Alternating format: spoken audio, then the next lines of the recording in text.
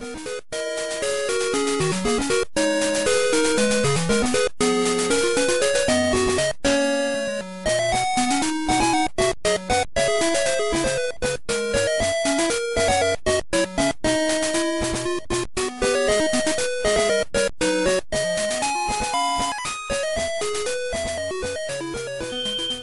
there, pretty people, and welcome to Dose of D-Pad, the swag capital of the world. Today we have plenty of news to cover, but before we do that, I'd like to ask you to please subscribe to Dose of D-Pad on iTunes if you haven't already, and subscribe to Spirit War Studios on YouTube for exclusive video footage surrounding Dose of D-Pad. Also, I'd like to have you know that B10 Official Podcast, as you know it, has been cancelled and will only return for special events and short news highlights. But if you are into techie things, also subscribe to B10 Official Podcast on iTunes, as the archive of previous episodes is still available, and there are a few upcoming events that will soon be covered by my alternate show. So let us begin. You may notice that my voice seems higher than in previous episodes, and that is due to the fact that I have fixed my sampling rate problem. So this is my real voice, for those of you who are not familiar. Hey, I'm Gabe Carey. This is Dose of D-Pad. This is my real voice. The other deep voice was not. I was just having sampling rate issues throughout my previous episodes, so allow me to introduce myself again, you lovely people. So let's begin. Gaming term pronunciation of the week. This week's gaming term pronunciation surrounds the game Kingdom Hearts 385/2 for the Nintendo DS. The game, I don't know what year it was released. I played it though, I know that. It was, it's the first Kingdom Hearts game I ever played. The only other one was Recoded that I played. I only played the DS games. 385/2, it's kind of a confusing title anyway, because it uses numbers and a backslash, so, it is not, let's see what else people could think it was. It is not 385 divided by 2, it is not 385 backslash 2, nor is it 385/2. So, if you thought it was that, it is not, and you've been living a lie. Top-ranking games of the week. This week, the top-ranking games or the most popular games, are, Terraria is number 1 on the Xbox 360. I guarantee you I am not pronouncing that right. And that's bad, because I have a gaming term pronunciation of the week. That should have been my pronunciation. I should have figured out how to say it. That'll be next week's. Terraria, or Terraria. Actually, that'll be this week's, because I'm about to find out. I'm going to dig deep into the pronunciation of, I don't know how to say it. Terraria. Or Terraria. Let us see. Terraria. It's Terraria. Okay? So, the number one most popular game this week is Terraria on the Xbox 360, which is also available on PC, Vita, it'll be available this summer on Vita and PlayStation Network as well. So, and supposedly it's like a 2D platform version of Minecraft, which doesn't interest me, but if you are interested and you like Minecraft, then go for it, buddy. Number 2 is BioShock Infinite on the Xbox 360. If you haven't already played BioShock Infinite, I don't know what you're doing with your life. Don't just stop listening to this podcast now. Go to the store and buy BioShock Infinite right this second, and I don't even know why you're listening now. Just stop and go play it now. It's an amazing, phenomenal game. And next up is another amazing, phenomenal game, and that's Guacamelee. I talked about that a little bit earlier because that is also the game that I'm playing currently. Number 5 is Halo 4, and I've realized that the only reason Halo 4 is still on here is because they're coming out with all these map packs and DLC that people are supposedly buying. I'm unaware of why this is, why people are buying DLC, but if they really love the game, I guess they're buying DLC.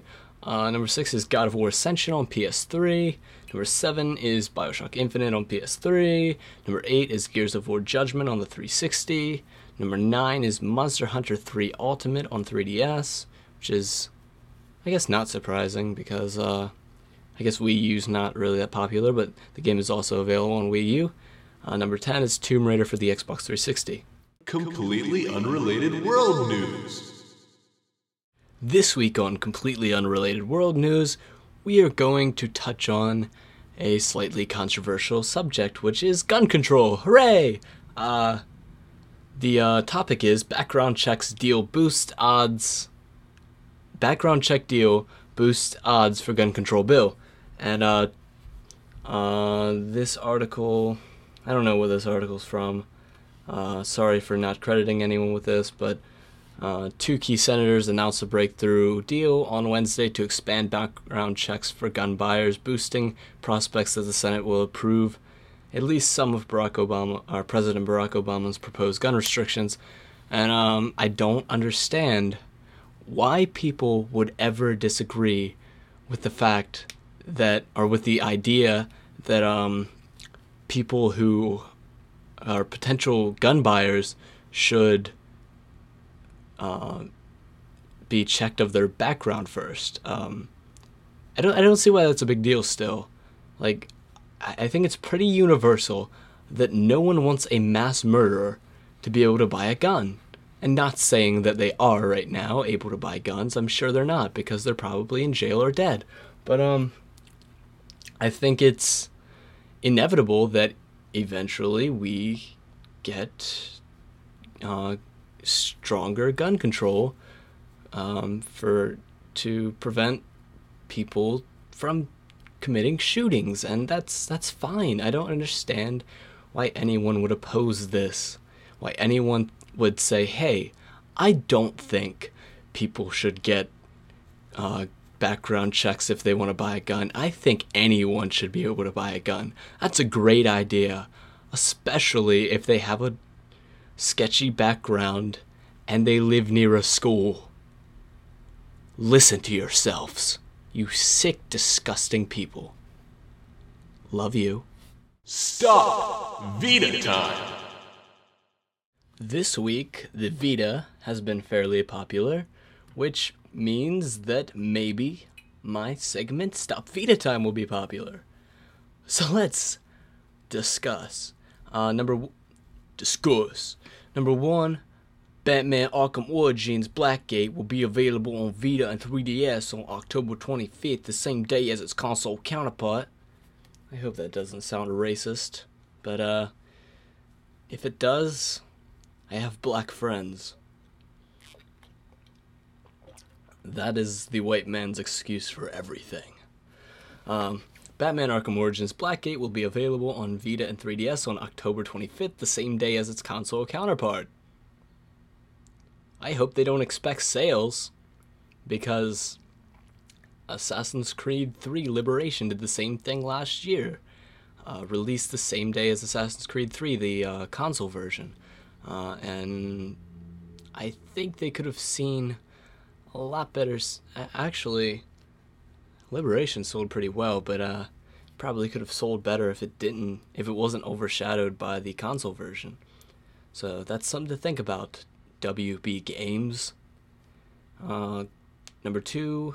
Oh yeah, also the game sounds awesome. I don't think we've seen any footage yet, but Origins Blackgate sounds awesome. It's from the developers behind Metroid. Super Metroid or something. It's going to be a 2.5D game, some kind of game similar to the other Batman Arkham games, Arkham Asylum and Arkham City, but 2.5D. I'm not sure how exactly that works, but they said a lot of the mechanics from the originals are coming back for the Vita and 3DS version, and also there's obviously a console counterpart, which is the regular Batman Arkham Origins. And, well, I don't want to talk too far on this because it is my discussion topic of the week. Spoiler alert. Number 2, Guacamelee is now available on both PlayStation Vita and PS3 devices. Guacamelee is awesome. I've played it. I've had fun with it. It's great. Go play it. I talked about it earlier. I talked about it twice already. It's my third time. That Gabe guy, he just constantly repeats the same news over and over and over. I hate him. Number 3, Vita firmware 2.1 update has been released. According to Joystick, actually I have not downloaded this new firmware update, but seems pretty cool, pretty organized. According to Joystick, some videos can be viewed in the browser with 2.1 though a memory card is required for this feature. Only certain videos supported, so you could watch videos on YouTube through your browser, which I don't know why you do because there's already a YouTube app, but you could watch Dailymotion, I guess, anything from Google Video, whatever you want to watch. It's not limited to that one YouTube app or one Netflix app now. Maybe you can watch shows off those bootleg sites that have shows that are not supposed to in movies.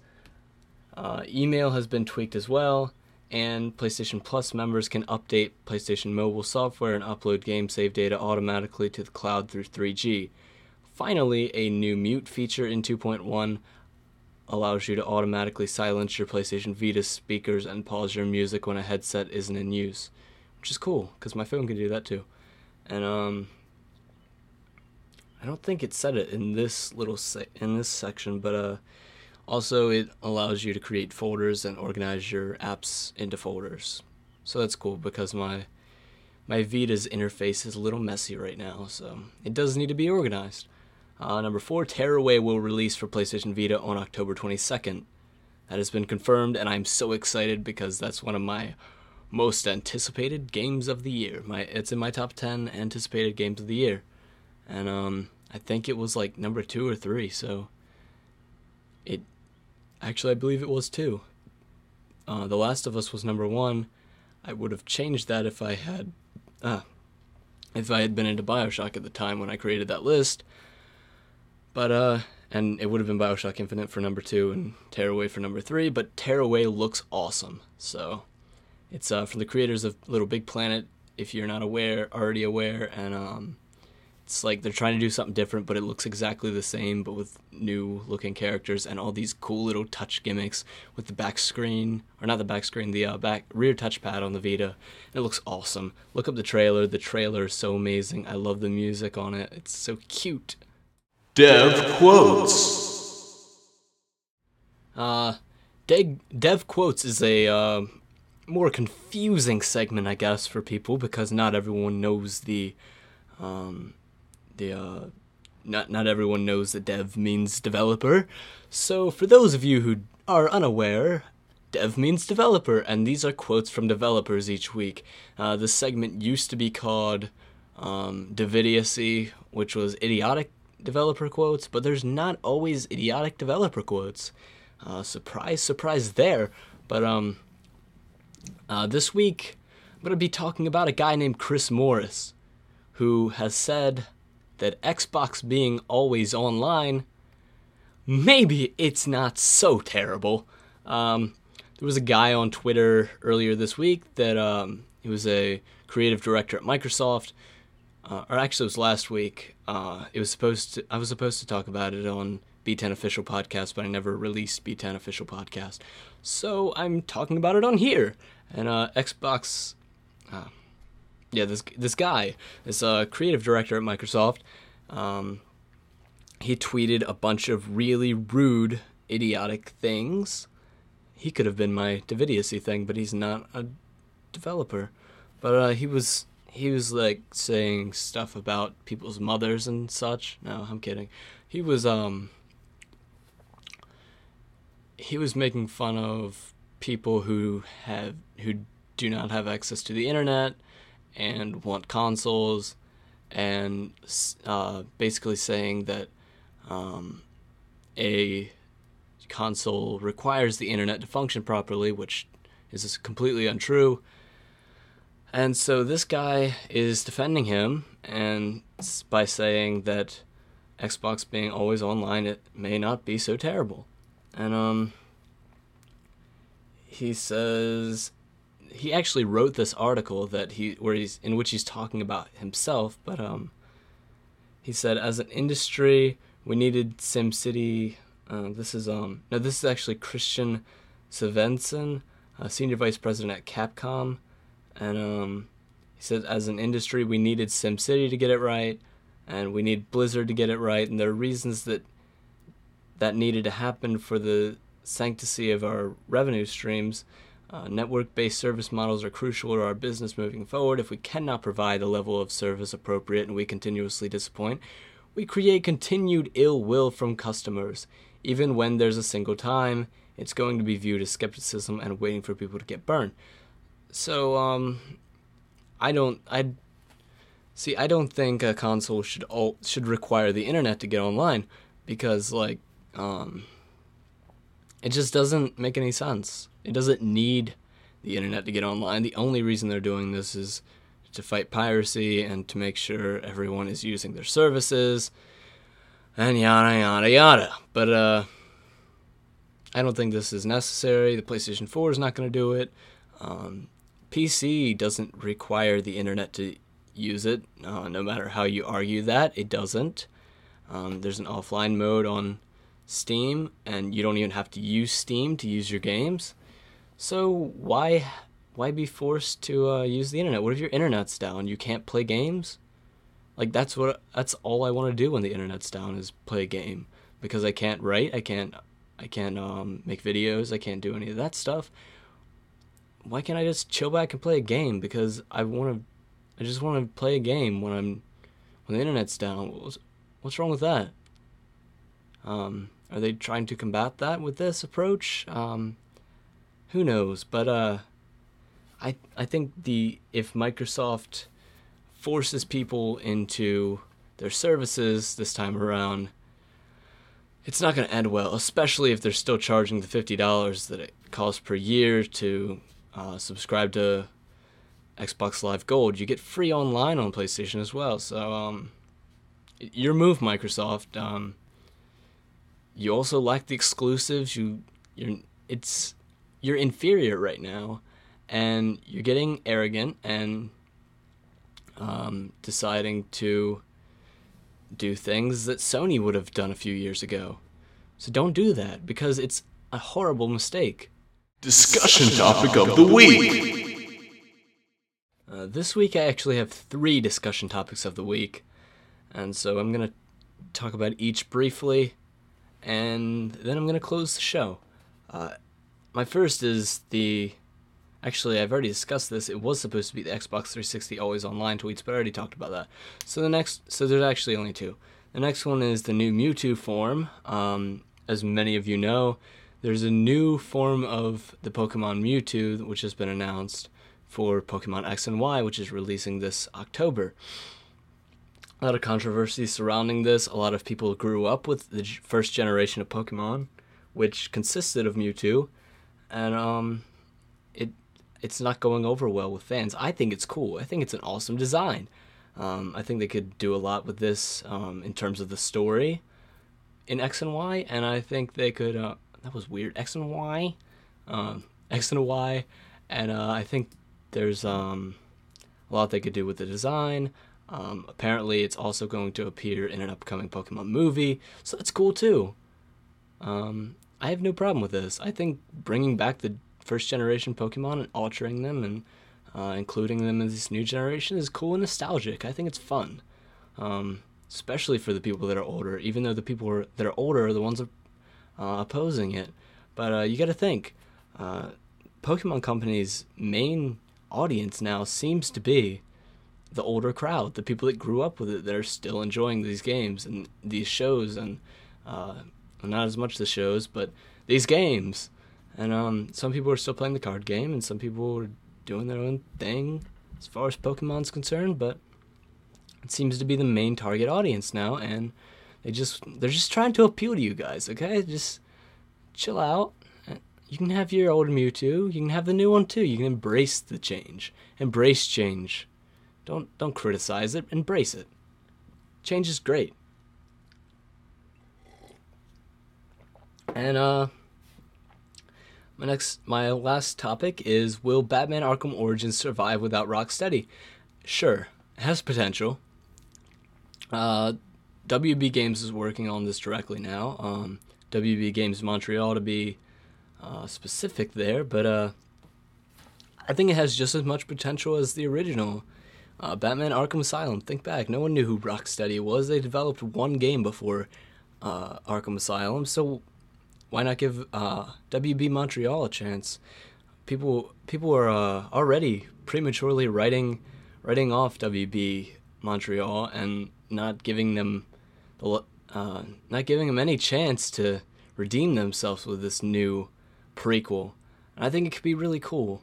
Hopefully it's open world. Hopefully has a compelling story with emotion and Batman-ness and new characters and stuff, and old characters and stuff, even though I don't think Joker will be in it, because he's already said, what's his name? Luke Skywalker. Yeah, Luke Skywalker's already said that he's not playing the part. I don't know I can't think of the guy's name right now, but it'll come to me later at the worst possible moment. I don't know how I forgot his name, but the guy that plays Luke Skywalker and the great, amazing voice of the Joker, the ideal Joker, and he said he's not doing any more voices for Batman. He's not doing anything for that franchise unless they bring back the Killing Joke as a game or show, which would be amazing because that's an amazing graphic novel. And but yeah, Batman Arkham Origins has just as much potential as the first two. And then there's people that are criticizing it for being so late to the current gen game, and I think it would ultimately, if it's great, if it's a good game, it'll ultimately give this generation, improve the reputation of this generation. I think it's great for this generation. I think Arkham Origins, if that's good, it'll look just as good on this generation as the first two did, and I think it could be cool. Hopefully it's a good game. I'm gonna wait till reviews come out on it because I'm not gonna just blindly pre-order this game, but it could definitely be cool. Has potential. Thank you for listening to the show today. Don't forget to subscribe to us on iTunes, and also like Nintendos on Facebook. I forgot to mention earlier that I'm now an administrator on a Facebook page called Nintendos, which has almost 4,000 likes. Like that Facebook page for me, and you can see me on there with the subscript Gabriel at the end of each of my posts. And thanks for listening again, and I hope you enjoyed the show, and have a beautiful, beautiful springtime day.